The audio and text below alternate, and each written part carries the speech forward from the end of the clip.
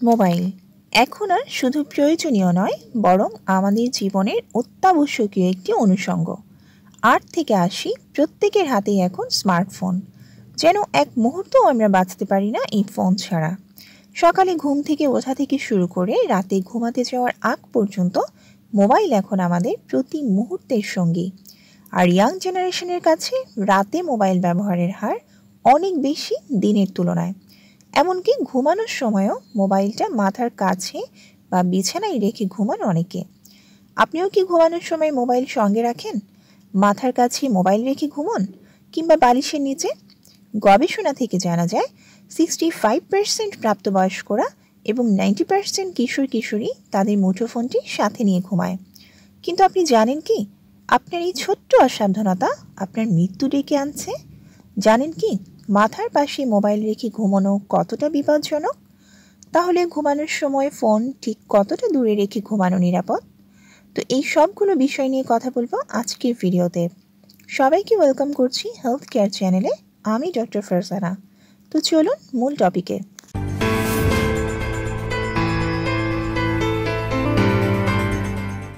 Mobile আসক্তি ধীরে ধীরে আমাদের নিঃশেষ করে দিচ্ছে। এটা আমাদের আয়ু পর্যন্ত কমিয়ে দেয়। বিশেষ করে যারা মাথার কাছে মোবাইল রেখে ঘুমন, তাদের আয়ু তো নজিরবিহীনভাবে কমে। এর কারণ হচ্ছে মোবাইলের রেডিয়েশন। মোবাইল ফোনে যে রেডিয়েশন থাকে তা কন্টিনিউয়াস নির্গত হতেই থাকে। এর ফলে ব্রেইনের উপর এর বিরূপ প্রভাব পড়ে। বিশ্ব স্বাস্থ্য সংস্থার মতে মোবাইলের রেডিয়েশন থেকে হতে পারে গ্লিওমা নামক ব্রেইনের মারাত্মক এক ধরনের ক্যান্সার। 2, তাছাড়া মোবাইলের নীল আলো আমাদের শরীরের ঘুমের হরমোনকে নষ্ট করে দেয়। এতে মস্তিষ্ক উত্তেজিত হয়ে পড়ে এবং ঘুমের ব্যাঘাত ঘটায়। 3, মোবাইল অ্যাক্টিভ বা সচল থাকলে এতে কন্টিনিউয়াস তাপ উৎপন্ন হতেই থাকে, যেই তাপ মস্তিষ্কের তাপমাত্রা বাড়িয়ে দেয় এবং মাথা ব্যথার কারণ ঘটায়। অনেকে ইন্টারনেটের সময় কাটাতে কাটাতে ঘুমিয়ে পড়েন, আবার অনেকে ঘুমানোর আগে কয়েক ঘন্টা পর্যন্ত অন্তর্জালেই আটকে থাকেন। এতে মানসিক চাপ বাড়তে থাকে, কারণ মোবাইলের ব্যাটারি থেকে 100টি গ্যাস নির্গত হয়, যেগুলো মানবদেহের জন্য বিষের সমতুল্য। কারণ এর মধ্যে রয়েছে কার্বন মনোক্সাইডের মতো বিষাক্ত গ্যাসও।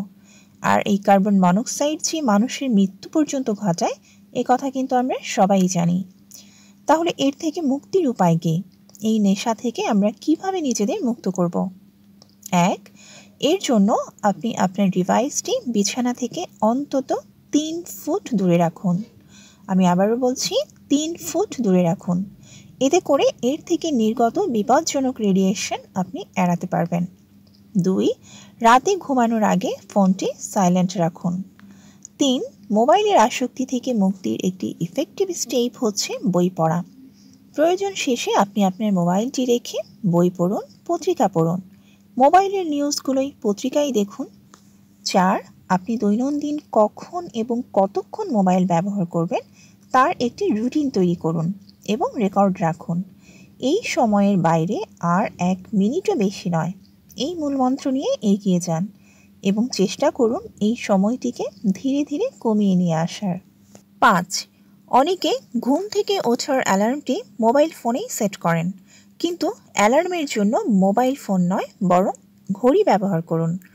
তো এইভাবে আপনি আপনার মোবাইলের রেডিয়েশন থেকে খানিকটা হলেও দূরে থাকতে পারবেন। আর এর জন্য সবচেয়ে যেটা বেশি প্রয়োজন তা হলো আপনার প্রচণ্ড ইচ্ছা শক্তি। তো মোবাইল অত্যন্ত জরুরি, কথা আমরা সবাই জানি। তাই দিনের বেলায় কাছে রাখলেও রাতে অন্তত ঘুমানোর সময় এটিকে না বলুন এবং দূরে রাখুন। সুস্থ থাকুন, সুন্দর থাকুন, আর হ্যাঁ, অবশ্যই হেলথ কেয়ারের সাথেই থাকুন। সবাইকে ধন্যবাদ। আল্লাহ হাফেজ।